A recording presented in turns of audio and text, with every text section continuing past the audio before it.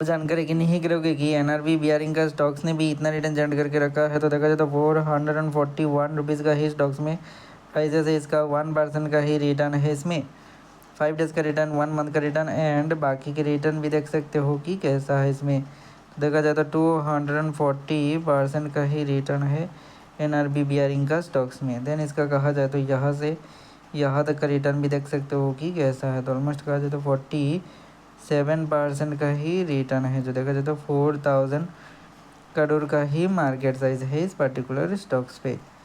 Then इसका कहा जाए ना तो यहाँ पर भी रिटर्न देख सकते हो कि कैसा है। तो इसके बारे में कहा जाए ना तो ऑलमोस्ट 638% का ही रिटर्न है एनआरबी बियरिंग का स्टॉक्स में।